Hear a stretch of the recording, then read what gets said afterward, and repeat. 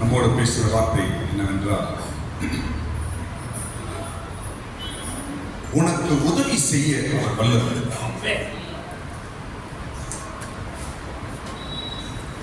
என்ற ஒரு வார்த்தை இன்றைக்கு ஆண்டவர் கொடுக்கிறார். சொல்லுங்க, உனக்கு உதவி செய்ய சொல்லுங்க.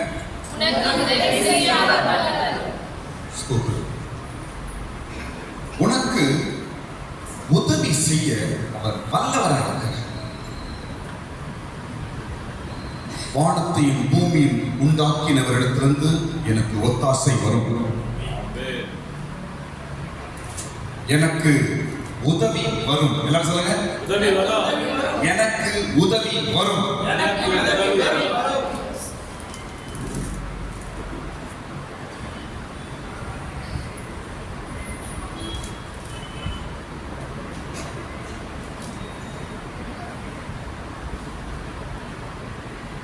உன்னை சுற்றி பார்க்கிற, ஒருவேளை இந்த இடத்துல வழி உண்டாகும், இப்படி எனக்கு ஒரு நல்லது நடக்கும், இப்படி இந்த இடத்துல எனக்கு ஒரு உதவி கிடைக்கும், ஒரு வாசல் திறக்கும் என்று ஒருவேளை நீ நினைத்து கொண்டிருக்கலாம். ஆனால் அவைகளிலிருந்து உதவி வராததுனால எனக்கு உதவி இல்லை என்று அர்த்தம் அல்ல. அந்த நீ எதிர்பார்த்த இடத்திலிருந்து உனக்கு ஒரு ஒத்தாசை, உனக்கு ஒரு நன்மை வராததனால் எனக்கு உதவியே இல்லை என்ற அர்த்தம் அல்ல. நீ எதிர்பார்க்காத ஒரு இடம், தேவன் குறித்திருக்கிற இடத்திலிருந்து உனக்கு நன்மைகள் உண்டாகும். உதவி வரும் என்று ஆண்டவர் பேசுகிறார். கர்த்தருக்கு ஸ்தோத்திரம். தேவனிடத்தில் தான் நமக்கு உதவி, மனுஷனிடத்தில் அல்ல. கர்த்தருக்கு ஸ்தோத்திரம். தேவனை சார்ந்து, தேவனை நம்பி, இயேசுவை விசுவாசித்து அவரை நம்பி இருப்பாய் என்றால் நிச்சயமா உனக்கு உதவி வரும். ஆமென். பைபிள் வசனம் இருந்து, உதவி செய்ய அவர் வல்லவர். எபிரேயர் 2ஆம் அதிகாரம் கடைசி வசனத்துல நம்ம வார்த்தை இருக்கு. எபிரேயர் 2ஆம் அதிகாரம் கடைசி வசனம் படிக்கும் பொழுது நம்ம சொல்லப்படுகிறது, உதவி செய்ய அவர் வல்லவராய் இருக்கிறார். அந்த லைன் முதல்ல படிங்க. உதவி செய்ய வல்லவராய் இருக்கிறார். ஆமென். உதவி செய்ய வல்லவராய் இருக்கிறார். அவருக்கு தெரியும் எந்த வகையில உனக்கு சப்போர்ட் பண்ணா நீ மேல வந்துரு என்று தேவனுக்கு தெரியும். எந்த வகையில் உனக்கு உதவி செய்தால் நீ முன்னேறுவாய் என்று அவருக்கு தெரியும். எந்த வகையில் உனக்கு கரம் கொடுத்தால் நீ பலப்படுவாய் என்று அவருக்கு தெரியும். அவர் உதவி செய்ய வல்லவர். அவர் உதவி செய்ய வல்லவர். எப்படிப்பட்ட ஆளுக்கும் அவர் உதவி செய்ய வல்லவராக இருக்கிறார். இப்போ ஒரு ஆளுக்கு நம்ம எந்த வகையாவது உதவி செய்யணும்னா அந்த உதவி செய்யற ஆள் எப்படிங்க இருக்கணும்? ஸ்ட்ராங்கா இருக்கணும், அவர் பலவானா இருக்கணும். ஆமென். இயேசுதான் அவர். ஸ்தோத்திரம்.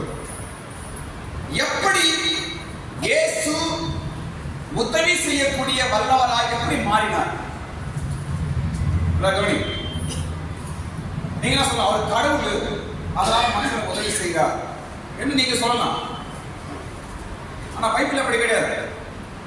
எப்படி இயேசு கிறிஸ்து ஒரு மனிதனுக்கு உதவி செய்யக்கூடிய வல்லவராய் எப்படி மாறினார்?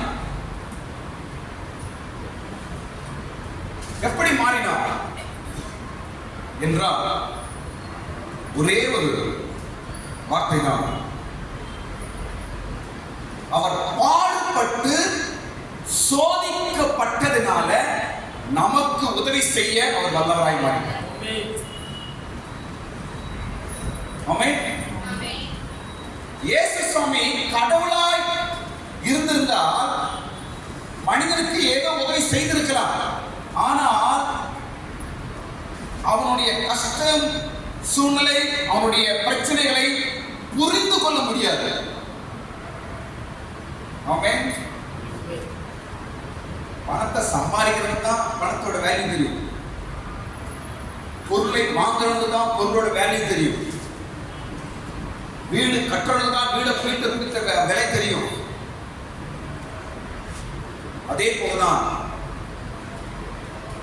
மனிதனுடைய கஷ்டங்களை புரிந்து கொள்ள இயேசு ஒருவருக்கு தான் தெரியும். எப்படி நமக்கு உதவி செய்ய வல்லவராக இருக்கிறார் அவர்? எப்படி எனக்கு அவர் உதவி செய்ய முடியும் இயேசு என்றால், நம்மை போலவே அவர் பாடுபட்டார். நம்மை போலவே என்ன பட்டாருங்க? பாடுனா என்ன சொல்லுங்க? பாடுனா என்னங்க? கஷ்டம். உன்னை போல கஷ்டப்பட்டார் அவர். தண்ணி இல்லாம, சோறு இல்லாம, வீடு வாசல் இல்லாம, பண பிரச்சனை, ஒரு இடத்துல வரி கட்ட சொல்லி காசு கேட்கறாங்க. அவர்கிட்ட என்ன இல்ல? காசு இல்லைங்க அவர்கிட்ட. வரி கட்டுறதுக்கு இயேசு கிட்ட பணம் கேட்கறாங்க. வரி கட்ட, நீ பணம் வரி கட்ட அப்படின்னு கேட்கறாங்க. அவர்கிட்ட காசு இல்லை.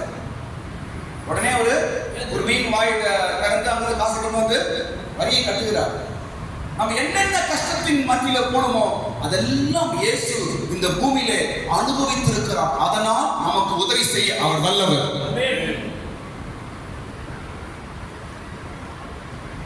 அதே வசனம் படிங்க. அதே வசனம் படிங்க. அவர் ஆதலால் அவர் தாமே சோதிக்கப்பட்டு பாடுபட்டதினாலே அவர் சோதிக்கப்படுவதற்கு உதவி செய்ய வல்லவராய் இருக்கிறார். அவர் சோதிக்கப்பட்டு பாடுபட்டவரா இருந்தபடினாலே, சோதிக்கப்பட்டு பாடுபட்டார். அதனால் எல்லா மனுஷனுக்கும் உதவி செய்ய அவர் வல்லவர். உலகத்துல எந்த கடவுளுங்க மனுஷன் போல பூமியில வந்து கஷ்டப்பட்டு பாடுபட்டு மனுஷனுக்காக தியாகம் செய்தவர்? எந்த கடவுள்? இயேசு ஒருவர் தான். கரங்களை தட்டுங்க. இயேசு கிறிஸ்து ஒரே ஒருவர் தான். மனிதனை போல பூமியில வந்து மனுஷனை போல கஷ்டப்பட்டு அவர் பாடுபட்டார். அதனால் உன் பிரச்சனை அவருக்கு தெரியும், உன் சூழ்நிலை அவருக்கு தெரியும், உன் நிலைமை அவருக்கு புரியும். அதனால் உதவி செய்ய வல்லவரானார். பாடுபட்டு சோதிக்கப்பட்டதுனால, சோதிக்கப்படுற பசி வருது, பசி ஒரு இடத்துல சாப்பாடு என்ன தெரியல. அப்ப சாத்தான் நீ சொல்றான், இந்த கல்லை என்ன செய்ய அப்பமாக்கி நீ சாப்பிடு என்று அவர் சோதிக்கிறார். அவனிடத்துல சோதிக்கப்பட்டார். ஸ்தோத்திரம். அதனால் அவர் உதவி செய்கிற வல்லவராய் மாறினார். நம்முடைய எல்லா பிரச்சனையும் அவருக்கு புரியும். எந்த பிரச்சனையை உனக்கு எப்படி உதவி செய்ய வேண்டும் என்று இயேசுக்கு தெரியும். அவர் பாடுபட்டு சோதிக்கப்பட்டதனால் சோதிக்கப்படுவர்களுக்கு உதவி செய்ய அவர் வல்லவர். என் பிரச்சனை அவனுக்கு தான் புரியும் அப்படின்னு சொல்றோம். என் கஷ்டம் உனக்கு தான் புரியும், என் கஷ்டம் உனக்கு தான் புரியும் என்று மனுஷனை பார்த்து சொல்லுகிறோம். ஸ்தோத்திரம். ஆனால் உன்னுடைய கஷ்டம் முழுமையாக புரிந்தவர் இயேசு கிறிஸ்து. அவருக்கு புரியும், எல்லாம் தெரியும். ஸ்தோத்திரம். அடுத்து இன்னொரு காரியம், நமக்கு மனுஷனாகிய நமக்கு உதவி செய்யும்படிக்குதான் அவர் இந்த மாம்ச ரத்தமா இந்த உலகத்திற்கு வந்தார். உனக்கு உதவி செய்யும்படிக்குதான் இயேசு ரத்த மாம்சமா இந்த உலகத்திற்கு வந்தார். அவருடைய பிள்ளைகள் மாம்ச ரத்தமா இருக்கிறபடியால் அவரும் மாம்ச ரத்தமா இந்த உலகத்திற்கு வந்தார் என்று எழுதி பாருங்க. வசனம் இங்க படிக்க. எந்த வசனம் இது? 14 வசனமா படிங்க. 14 வசனம் படிங்க. ஆதலால் பிள்ளைகள் மாம்சத்தையும் ரத்தத்தையும் உடையவர்களாய் இருக்க அவரும் அவர்களைப் போல மாம்சத்தையும் ரத்தத்தையும் உடையவரானார். ஆமென். பிள்ளைகள் ரத்த மாம்சமா இருக்கிறபடியால் அவரும் மாம்சமும் ரத்தமாய் இந்த உலகத்துக்கு வந்தார். ஸ்தோத்திரம். பிள்ளைகள் யார்? நாம தான். நம்ம எப்படி இருக்கிறோமா? ரத்த மாம்சமா நம்ம இருக்கிறதுனால அவரும் இதே சரீரத்தை பூமிக்கு வந்தார். எதுக்கு? நமக்கு உதவி செய்ய பிடிக்கார். இந்த காலையில் ஆண்டவர் பேசுகிறார், உனக்கு உதவி செய்ய இயேசு வல்லவராக இருக்கிறார். நிச்சயமா உனக்கு உதவி செய்வார். உனக்கு உதவி செய்ய அவரால் முடியும். இந்த நம்பிக்கையோடு இருந்து போங்க.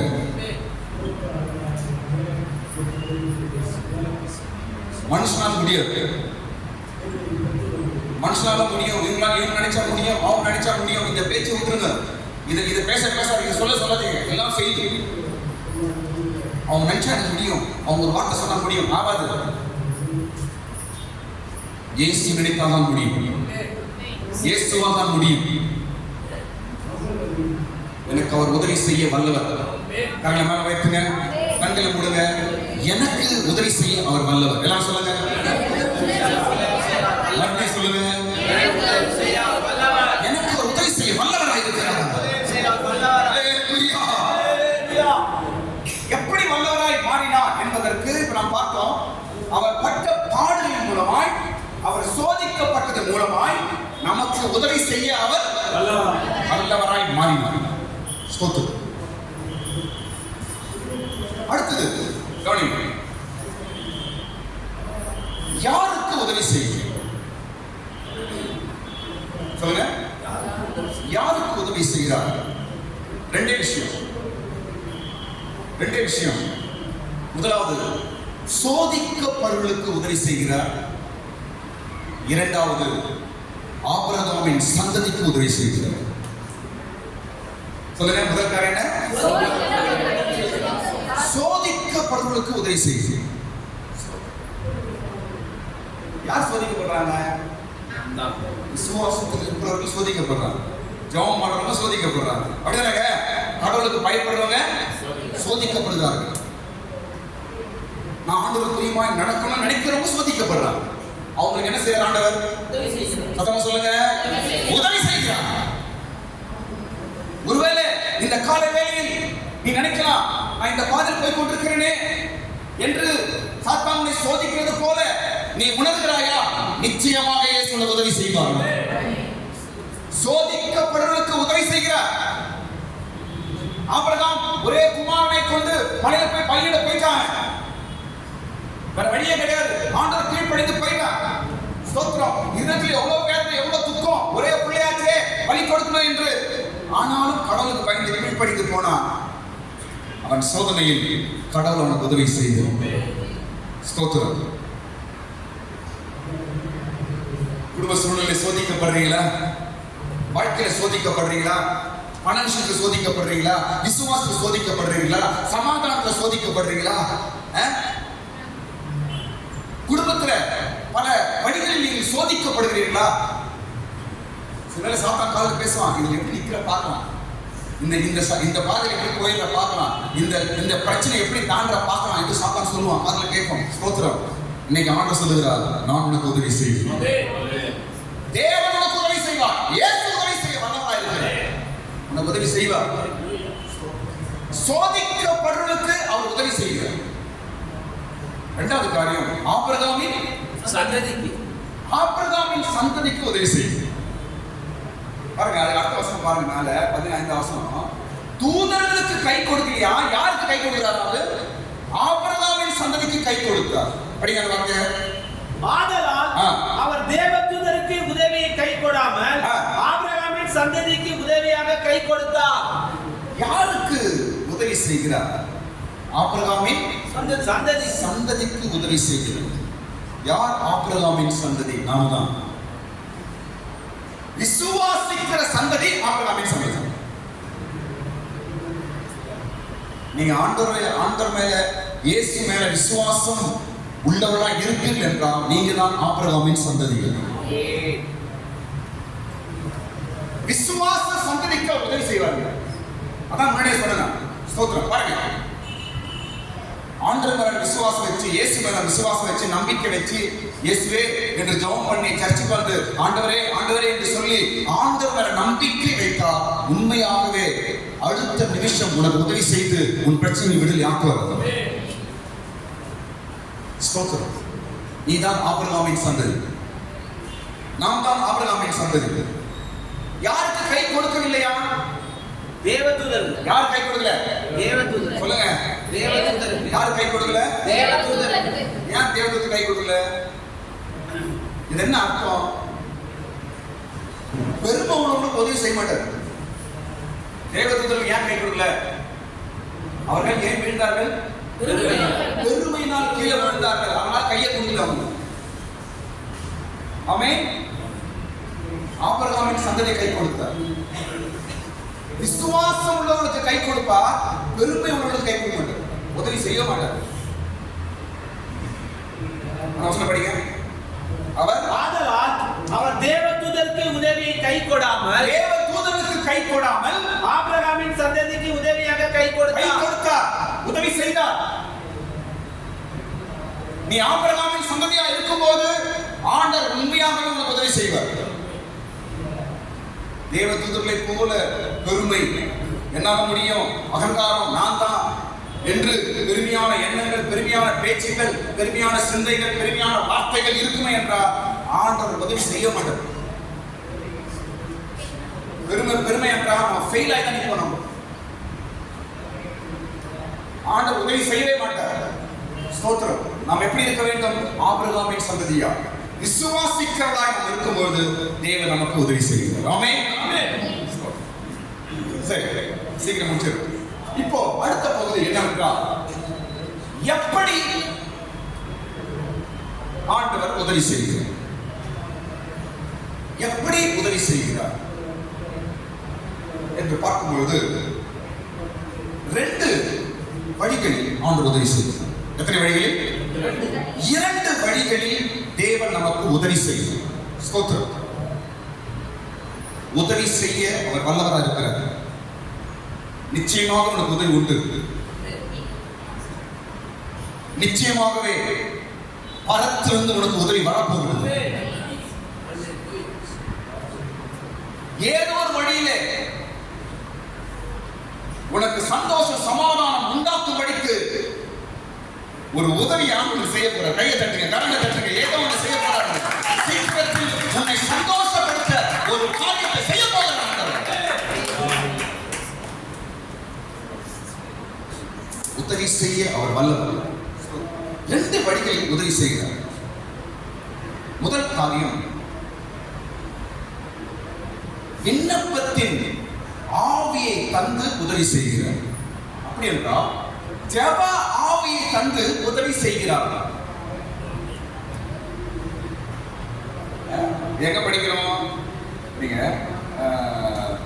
ரோமர் 8ஆம் அதிகாரம் 26ஆம் வசனத்தை படிக்கிறோம். ரோமர் 8ஆம் அதிகாரம் 26ஆம் வசனத்தை படிக்கும் பொழுது அங்கு விண்ணப்பம் செய்து உதவி செய்கிறார். அந்தபடியே ஆவியானவரும் நமது பலவீனங்களை நமக்கு உதவி செய்கிறார். நாம் ஏற்றபடி வேண்டிக் கொள்ள வேண்டியது என்னதென்று அறியாமல் இருக்கிறபடினால் ஆவியானவர் தாமே வாக்கு கடங்காத பெருமூச்சுகளோடு நமக்காக வேண்டுதல் செய்கிறார். இன்னும் என்ன உதவி பண்றாங்க இந்த வசனத்துல? வேண்டு சொல்லுங்க, என்ன உதவி பண்றாங்க இந்த வசனத்துல? வேண்டுதல், விண்ணப்பம் செய்ய உதவி செய்கிறார். ஆண்டவர் செய்கிற முதல் உதவி பாருங்க. உங்களுக்கு ஆண்டவர் உதவி செய்ய போறாரு, உங்களுக்கு ஆண்டவர் உதவி செய்கிறார்னா அதுல முதல் காரியம் என்ன செய்வதுமா? கவனிங்க. உனக்குள்ளே ஒரு ஜெப ஆவியை உனக்குள்ள உண்டாக்குவார். அதன் அர்த்தம் என்னவென்றால் உனக்கு ஆண்டவர் உதவி செய்கிறார் என்ற அர்த்தம். உன்னை மேல தூக்குறதுக்கு, உன் பிரச்சனை வெளியே கொண்டு வர்றதுக்கு, உன் ப்ராப்ளத்தை சால்வ் பண்றதுக்கு, உனக்கு உன்னுடைய கஷ்டத்தை உன்னை வெளியே கொண்டு வர்றதுக்காக ஆண்டவர் செய்கிற முதல் உதவி என்ன தெரியுமா? என்ன பாருங்க, முதல் உதவி என்னவென்றால் உன்னை ஜெபிக்க செய்வது தேவன் செய்கிற உதவி. ஆமென். ஜெபம் பண்ணு, சோத்திரம் பண்ணு என்று ஆண்டவர் தட்டி எழுப்புவார். அதிகாலையா இருக்கட்டும், ராத்திரியா இருக்கட்டும், இல்ல பகல் நேரத்திலாவது ஏதோ ஒரு நேரத்துல ஜெபம் பண்ணு என்று நம்ம எல்லாம் ஒரு ஜெப ஆவி நமக்குள்ள உண்டாகும். காரணம் என்ன தெரியுமா? ஆண்டவரோட உதவி செய்கிறார் என்ற அர்த்தம். கரங்களை தட்டுங்க, கையை தட்டுங்க. இப்படி ஆண்டவர் செய்து கொண்டிருக்கிறாரா? ஜெபி என்று சொல்றாரா? உனக்கு ஆண்டவர் உதவி செய்து கொண்டிருக்கிறார்.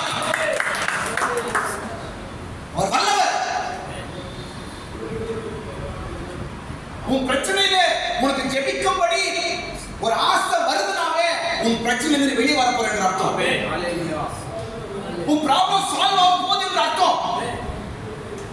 உன் கஷ்டம் நீங்க போகுது என்று அர்த்தம். கடவுள் என்ன செய்யறாரு? எனக்கு நான் ஜெபம் பண்ணிட்டு நான் எவ்வளவு ஜெபம் பண்றேன், ஆண்டவனுக்கு ஒரு உதவியே செய்யல, ஆண்டவர் வழியே காட்டல, நாம் புலம்பிக் கொண்டிருக்கிறோம். நீ ஜெபம் பண்ற பாரு, அதுவே ஆண்டவனுக்கு உதவி செய்யற காரியம். நீ ஜெபித்துக் கொண்டிருக்கிறாயே, அதுவே தேவன் உன் ப்ராப்ளத்தை சால்வ் ஆகக்கூடிய உதவியை செய்து கொண்டிருக்கிறார். ஜெபம் பண்ணாததான் புலம்பிட்டு இருப்பாங்க. ஜெபம் பண்ணாததான் மனுஷன்கிட்ட போய் அவங்க கிட்ட போய் இவங்க கிட்ட போய் புலம்பி தேவையில்லாத பேசிக் கொண்டிருப்பார்கள். சோத்திரம். ஜெபிக்கிறவர்கள் பிரச்சனை வெளியே வருவாங்க. எப்படி ஆண்டவர் உதவி செய்கிறார்? ஒண்ணு இன்னும் சொல்ல ஓடி என்ன பாருங்க, நீங்க பிரச்சனை இருக்கிறீங்க என்பதை தேவன் அறிந்து உங்களுக்காக மற்றவங்களை ஜெபம் பண்ண தூண்டுவார் ஆண்டவர். இது தேவன் நமக்கு செய்த உதவி.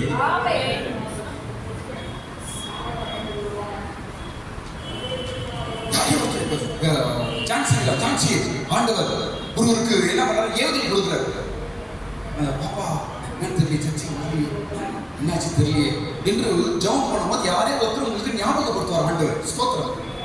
உங்களை குறித்து மற்றவங்க ஞாபகப்படுத்துவார். அப்ப அவங்க என்ன பண்ணுவாங்க? உங்களுக்காக ஜெபம், விண்ணப்பம், ஸ்தோத்திரம், சிஸ்டர் ஸ்தோத்திரம், பிரதர் ஸ்தோத்திரம், ஸ்தோத்திரம், ஸ்தோத்திரம் என்று மனசை ஸ்தோத்திரம் பண்றாங்க. இது காரணம் என்ன தெரியுமா?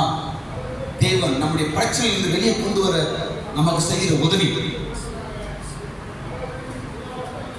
நாம் ஜெபிக்கிற ஜெபம் நமக்காக மற்றவங்களை ஜெபிக்கும்படி ஆண்டவர் எழுப்புகிறார். தேவன் செய்கிற உதவி உன்னை வெளியே கொண்டு வரும்படிக்கு ஆண்டவர் பிரயாசப்படுறார். உனக்கு உதவி செய்கிறார்.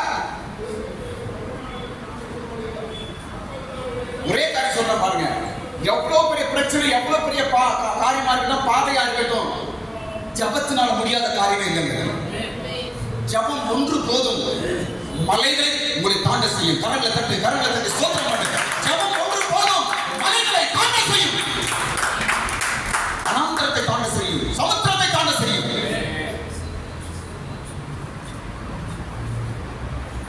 பணம் கொடுத்து உதவி பண்ணுவாங்க. என்ன பாருங்க, பணம் கொடுத்து உதவி பண்றவங்க இருக்கிறாங்க, போன் போட்டு உதவி பண்றவங்க இருக்கிறாங்க, அப்புறம் வேற என்ன, துணி கொடுத்து உதவி பண்றவங்க இருக்கிறாங்க. உதவி பண்ணுவாங்க, பின்னாடி போய் சொல்லி தரணும். ஆனா ஜெபம் பண்ணி உதவி பண்ற யாராவது இருக்காங்களா? உனக்காக எனக்காக ஜெபம் பண்ணி தேவ சமூகத்தில் ஆண்டவரே என்று மன்றாடி ஜெபம் பண்ணி விடுதலை கொடுத்தவர்கள் என்ன? அதுதான் பெரிய உதவி. இது தேவ சித்தம் இல்லாமல், தேவ காரியம் இல்லாமல் இது நடக்காது. ஸ்தோத்திரம். நமக்கு தெரியல, என்ன பாருங்க, நமக்கு தெரியாது. ஆனால் நம்மளை குறித்து எங்கெங்கேயும் யாரோ ஒருத்தங்க ஒரு ஸ்தோத்திரமா பண்ணி கொண்டிருப்பாங்க. முன்ன வரைக்கும் குடும்பத்தை குறித்தும் எங்கேயோ யாரோ மனசை ஸ்தோத்திரம் பண்ணிட்டு இருப்பாங்க. இந்த உலகத்தில் என்ன பாருங்க, இந்த உலகத்தில் அநேக ஜெபிக்கிற, ஜெபம் பண்ற, கண்ணீர் விட்டு ஜெபம் பண்ற அநேக கிறிஸ்தவர்களை ஆண்டவர் வச்சிருக்கிறார் அந்த பூமியில். நீ நான் டம்மி பேசினான். ஆனால் உன்னை என்னையும் காக்கும்படிக்கு அநேக ஜெப வீரர்கள் இந்த பூமியில் ஆண்டவர் வச்சிருக்கிறார். கரங்களை மேல வைத்து அவங்களுக்காக ஸ்தோத்திரம் பண்ணுங்க. எனக்காக ஜெபம் பண்றதுக்காக ஸ்தோத்திரம், எனக்காக ஸ்தோத்திரம் பண்றதுக்காக ஸ்தோத்திரம், என்னை ஞாபகப்படுத்துறதுக்காக ஸ்தோத்திரம். ஸ்தோத்திரம் பண்ணுங்க, ஸ்தோத்திரம் பண்ணுங்க. ஆமென்.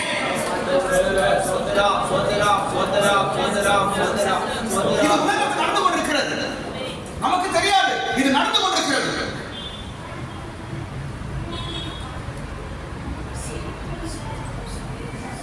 ஆண்டவர் உலகத்துல பலவிதமான கூட்டத்தை வச்சிருக்காருங்க. அன்பு செலுத்துற ஒரு கூட்டத்தை வச்சிருக்கிறாரு, ஜெபம் பண்ற கூட்டத்தை வச்சிருக்கிறாரு, சுவிசேஷ சொல்ற கூட்டத்தை வச்சிருக்கிறாரு, போதிக்கிறவர்களை வச்சிருக்கிறாரு, சுகமாக்குறவர்களை வச்சிருக்கிறாரு, தீர்க்கதரிசிகளை வச்சிருக்கிறாரு. தெரியுமா உங்களுக்கு? இப்படியெல்லாம் வைத்துதான் ஆண்டவர் இந்த மகிமையான சபையை கட்டி கொண்டிருக்கிறார். இதெல்லாம் வைத்துதான் ஆண்டவர் பரலோக ராஜ்யத்திற்கு ஜனங்களை உருவாக்கி கொண்டிருக்கிறார். தெரியுமா உங்களுக்கு? இன்னைக்கு நீயும் நானும் இத்தனை நாள் வரைக்கும் எல்லா சோதனையும் தப்பித்து இன்றைக்கு வாழ்ந்து கொண்டிருக்கிறோம் என்றால் நமக்காக ஒரு கூட்டத்தார் ஜெபம் பண்ணி கொண்டிருக்கிறார்கள். நமக்காக சில பரிசுத்தவான்கள் மனதிலே உன்னை குறித்து ஞாபகம் வைத்துக் கொண்டிருக்கிறார்கள். இது ஆண்டவர் நமக்கு செய்ய உதவி. உலகத்தில் யாராலும் செய்ய முடியாது. நான் சொல்றேன், சிஸ்டர் ஏதாவது ஜெபம் பண்ணுங்க நம்ம சொல்லிட்டு போயிடுறோம். என்ன பாருங்க, ஜெபம் பண்ணுங்க சொல்லிட்டு போயிடுறோம். அவங்க சரிவாங்க. நம்மளை குறித்து அவங்க ஞாபகம் பண்றது யாரு? இயேசுவை ஞாபகப்படுத்துறாங்க. கையை தட்டு. உன்னை குறித்து, உன் பிரச்சனை குறித்து மற்றவங்களுக்கு ஞாபகப்படுத்துவது இயேசுதான். நம்ம சொல்லிட்டு போயிடுறோம். எங்களுக்காக ஜெபம் பண்ணுங்க சிஸ்டர், எங்களுக்காக ஜெபம் பண்ணுங்க ஐயா சொல்லிட்டு போயிடுறோம். ஸ்தோத்திரம். நான் முழங்கால் படிட்டு நான் ஜெபம் பண்ணும்போது ஜெபம் பண்ணிட்டே இருப்பேன். திடீர்னு நேரத்தில் எனக்கு யாருன்னா எனக்கு ஆண்டவர் உணர்த்தினார்னா அவங்களுக்காக ஜெபம் பண்ண உடனே அவங்க ஃபோன் அடிப்பேன். உடனே அவங்க நான் ஃபோன் அந்த முக்கிய இன்னுமே அவங்க ஃபோன் அடிச்சு பேசுவேன். ஆண்டவர் உங்களை குறித்து ஞாபகப்படுத்துறார் என்று 2-3 பேருக்கு நான் பேசியிருக்கேன். ஸ்தோத்திரம். இதுதான் கொடுக்க கூடாது.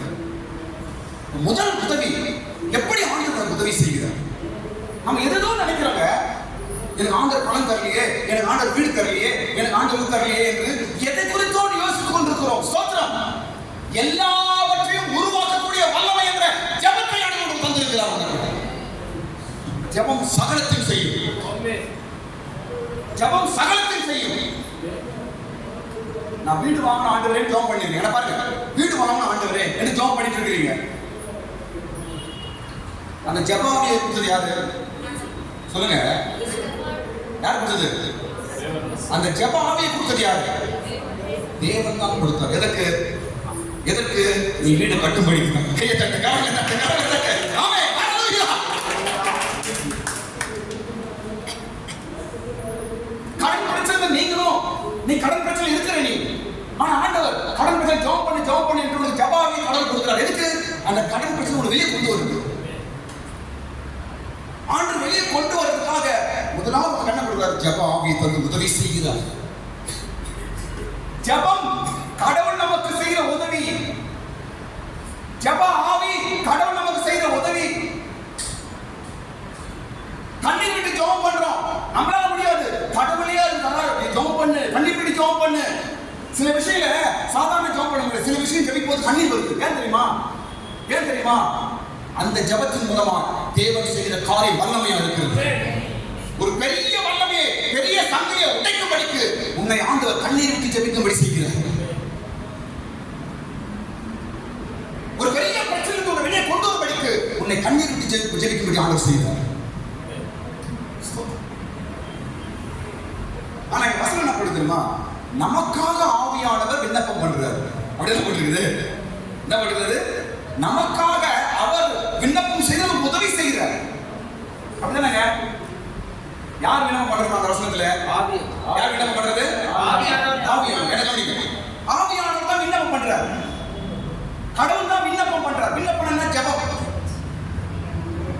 நமக்காக ஜெபம் பண்றார் கடவுள். எங்க ஜெபம் பண்றாரு? எங்க ஜெபம் பண்றாரு? உனக்குள்ளதான் ஜெபம் பண்றாரு. கடவுள் எங்க ஜெபம் பண்றாரு? உனக்காக சர்ச்சுக்கு வந்தா எங்க போய் ஜெபம் பண்றாரு? உன் பிரச்சனைக்கு உன்னை விடுதலையாக்கும்படிக்கு நீ நேசிக்கிற உன் கடவுள் எங்க ஜெபம் பண்றாரு? உனக்குள்ளே இருந்துதான் ஜெபம் பண்றாரு. நீ சொல்ற ஸ்தோத்திரம் ஆவியானவர் சொல்ற ஸ்தோத்திரம். நீ விடுற கண்ணீர் ஆவியானவர் விடுற கண்ணீர். நீ ஜெபம் பண்ற ஜெபம் ஆவியானவர் பண்ற ஜெபம். உனக்குள்ளே இருந்து உனக்காகவே ஒரு ஜெபம் பண்ணி கொண்டிருக்கிறார். ஹல்லேலூயா. உதவி செய்ய ஒரு வல்லவர். கவலைப்படாத. எந்த சூழ்நிலையிலும், எந்த பிரச்சனையிலும், எந்த சந்தர்ப்பத்திலும், எந்த பாதையிலும் உனக்கு உதவி செய்ய அவர் வல்லவராக இருக்கிறார். ஸ்தோத்திரம். இரண்டாவது உதவி. முதல் உதவி நமக்காக ஜெபம். ஜெபம் ஆவியை தந்து நமக்கு உதவி செய்கிறார். இரண்டாவது உதவி என்னவென்றால் கை கொடுக்கிறார். சொல்லுங்க, என்ன பண்றாருங்க? கை கொடுக்கிறார். கை கொடுக்கிறார். கஷ்டத்தில் ஒரு கை கொடுக்கிறார். இல்லாமல் ஒரு கை கொடுக்கிறார். கை கொடுக்கும் தெய்வம். அதான் படிக்கிறோம். தேவ தூதர்களுக்கு உதவியாய் அவர் கை கொடாமல் ஆபிரகாமின் சந்ததிக்கு உதவியாய்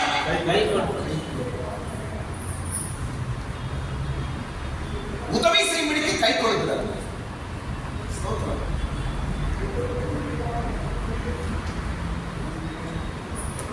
ஒரு நாட்களில் வரப்போற நாட்களில் ஆண்டவர் ஏதோ ஒரு விஷயத்தை தூக்கி விடுபடிக்கு கை கொடுக்க போகிறார்.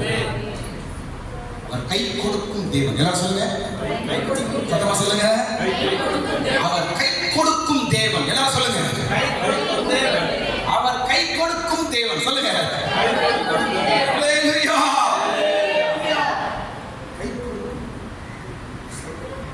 சங்கீத வசனம் இருக்குது. 118ஆம் சங்கீதம் படிங்க. 118ஆம் சங்கீதம் 13ஆம் வசனம் படிங்க. 118ஆம் சங்கீதம் 13ஆம் வசனத்துல சங்கீதம் ஒரு வார்த்தை, நல்ல வார்த்தை படிங்க. நான் விழும்படி நீர் என்னை தள்ளினாய், கர்த்தரோ எனக்கு உதவி செய்தார். நான் விழும்படி நீ என்னை தள்ளினாய், கர்த்தரோ எனக்கு உதவி செய்தார். நான் விழும்படி நீ என்னை தள்ளினாய்.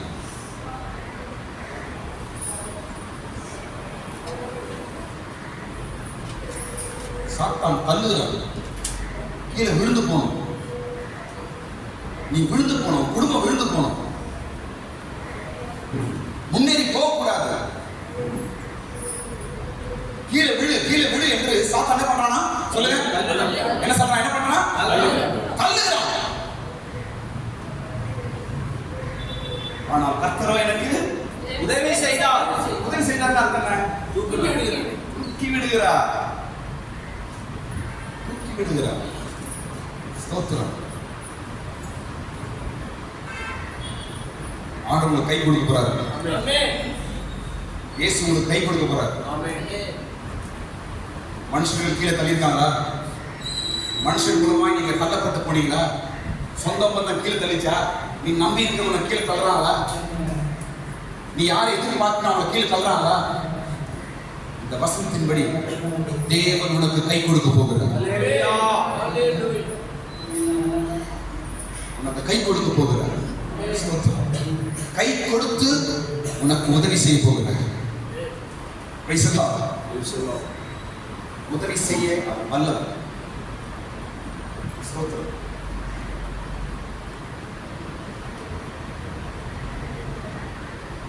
ஆண்டவர் கை கொடுக்க போகிறார். 3 பேருக்கு கை கொடுக்கிறார். எத்தனை பேருக்கு? பைபிள்ல 3 பேருக்கு தேவன் கை கொடுக்கிறார். ஸ்தோத்திரம். அதே தேவன் தான் இன்றைக்கு உனக்கும் கை கொடுக்க போகிறார். சோதிக்கப்படுவதற்கு உதவி செய்ய அவர் வல்லவராக இருக்கிறார்.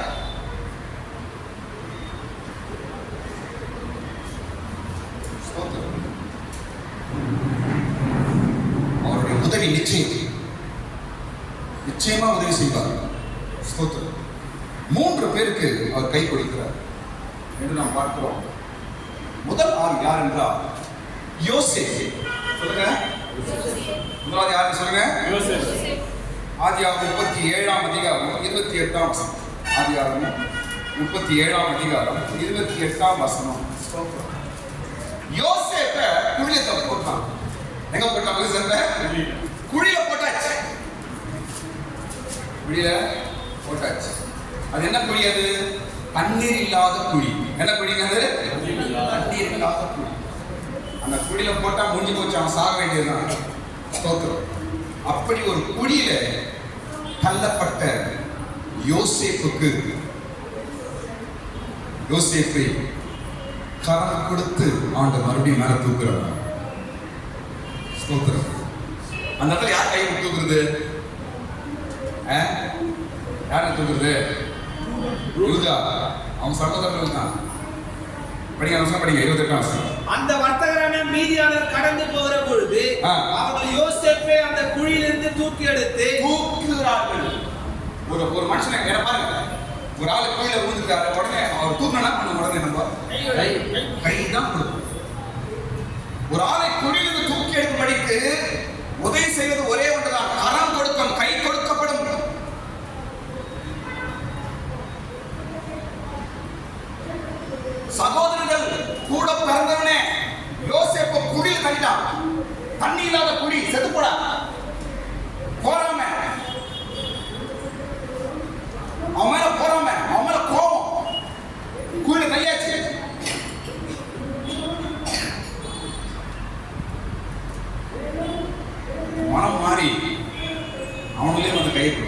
காரணம் யாரு?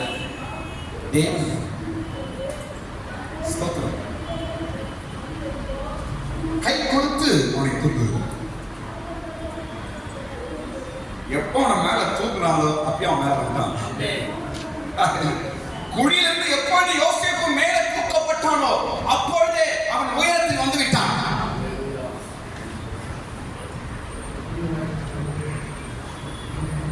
இன்னொரு வாக்கு சொல்றேன் பாருங்க. யாரால தள்ளப்பட்டாலும் அவனுக்கு தூக்குறாங்க தெய்வம். தேவன் செய்யற காரியம், கடவுள் செய்யற காரியம். எவன் குள்ள தள்ளினானோ அவனே வந்து கை கொடுத்துப்போ, அவனே வந்து கை கொடுத்து யோசிப்பு கை கொடுத்தார் தேவன். ஸ்தோத்திரம். உதவி செய்தார். குழியிலிருந்து அவனை தூக்கி எடுத்தார். ஸ்தோத்திரம். அவனை உயரத்திலே கொண்டு போய் உட்கார வைத்தார். இந்த காலை வேளையிலே ஸ்தோத்திரம். உங்களுடைய சூழ்நிலை என்ன? எந்த குழியில் நீங்க இருக்கிறீங்க? யாரால தள்ளப்பட்டிருக்கிறீங்க? எந்த நிலவரத்தில் இருக்கிறீர்கள்? ஆண்டவர் சொல்லுகிறார், நான் உனக்கு உதவி செய்வேன் என்று ஆண்டவர் சொல்லுகிறார். அவர் உதவி செய்ய வல்லவர். ஒரு ஆள் கீழே இருக்கிறான், அவனை தூக்கி எடுக்கணும்னா இருந்தாலும் பலவானா இருக்கணும், அப்பதான் தூக்க முடியும். இல்லைன்னா இது உள்ள போயிடுது. அது நீச்சல் அடிக்கும் போது உள்ள போயிடலாம் பாருங்க. நீச்சல் தெரியாம உள்ள போயிடும். இப்ப அவங்களை தூக்கணும்னா போறது எப்படி இருக்கணும்? நீச்சல் தெரிஞ்ச ஒரு பலவானா இல்லைன்னா இவன் உள்ள போயிடுது. இவனும் உள்ள போயிடுவார். ஸ்தோத்திரம். நம்மை தூக்கி எடுக்க நம்ம இயேசு வல்லவராக இருக்கிறார். ஒரு பலவானா இருக்கிறார். எல்லா பிரச்சனையிலிருந்து வெளியாக கூட தூக்கி எடுக்க வல்லவராக இருக்கிறார். இந்த காலை வேளையில் இயேசு எனக்கு உதவி செய்ய வல்லவர் என்ற ஒரு நம்பிக்கையோடு இங்கு நாம் கடந்து போவோம். எனக்கு உதவி செய்ய வல்லவராக இருக்கிறார். எனக்கு ஹெல்ப் பண்ணுவார். எனக்கு வழி திறப்பார். நான் முன்னேறி போவேன். மனுஷன் யாரும் எனக்கு தேவையில்லை. இயேசு எனக்கு உதவி செய்வார். புள்ள தள்ளியாச்சு, சூழ்நிலை மாறிச்சு பாருங்க. சூழ்நிலை மாறி அவனை ஆண்டவர் தூக்க செய்தார். நான் சொல்றேன் பாருங்க. ஸ்தோத்திரம். உன்னை தூக்கி எடுக்க தேவன் உதவி செய்வார். எப்படி செய்வார்? உன்னை சுற்றி இருக்கிற மனுஷங்களை வைத்து ஆண்டவர் செய்வார். அப்படி கையை தட்டு, கரங்களை தட்டுங்க. உன்னை சுற்றி இருக்கிற மனுஷங்களை கொண்டு ஆண்டவர் செய்வார்.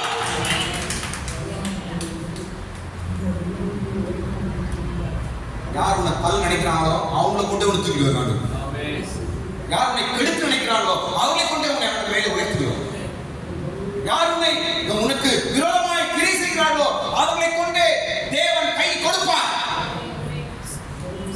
இரண்டாவது ஆள் யாருங்க? இரண்டாவது ஆள் யாரு? தானியேல். இரண்டாவது ஆள் யாரு? தானியேல் எங்க இருந்தாரு? சிங்கத்தின் குகையில் இருக்கிறார். ஸ்தோத்திரம். படிங்க. தானியேல் 6ஆம் அதிகாரம் 23ஆம் வசனம். 6ஆம் அதிகாரம் 23ஆம் வசனம். சிங்கத்தின் மத்தியில் இருக்கிறார்.